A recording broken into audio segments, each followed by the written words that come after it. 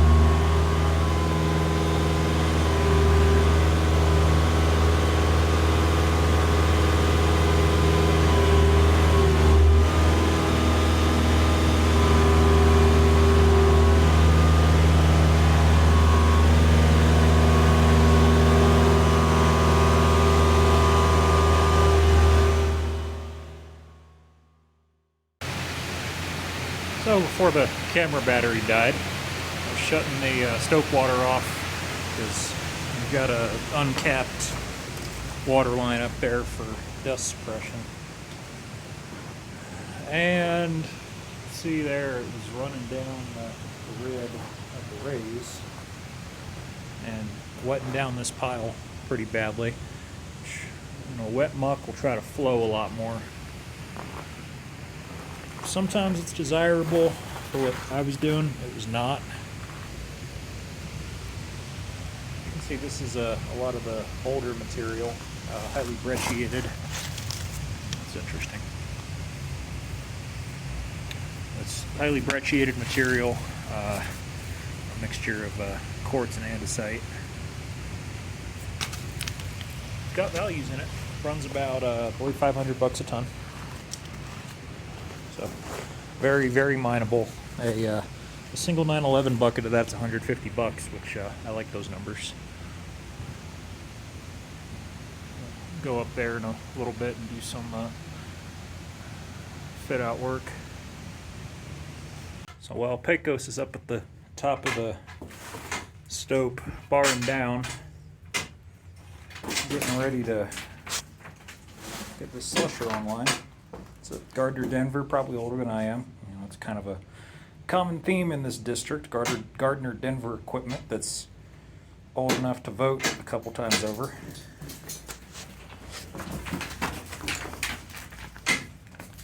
Free miner's wrench.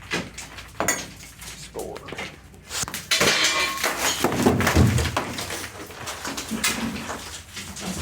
Yeah, we're trying to mechanize that process a little bit. Sorry. I'll live. What I personally think I'm going to end up doing is using that eye bolt right there and running the scraper at an angle to take the side of the pile down. Because what I don't want to do is use one of the existing eye bolts on the other side of where Pecos is standing. So I'll be running my wire rope across our staging and then across the top of the pile, and that'll tear that stuff up. Tractor Supply will charge you like $3 a foot for 1/2 inch wire rope. We can get it cheaper than that, but it's a ballpark estimate. So for those that haven't worked with these before, which actually includes me, we got the basic task training, but you know how that goes. You've got a feed side, a return side, your 2 brakes down there to keep your other side of the machine under load, and then your directional lever right there next to the oh crap valve. So I'll need to dust all of that off, bring some gear oil up here because I seem to remember it being empty, and there's a gear case in there that we need to take care of. Make sure the rollers are free, possibly grease them.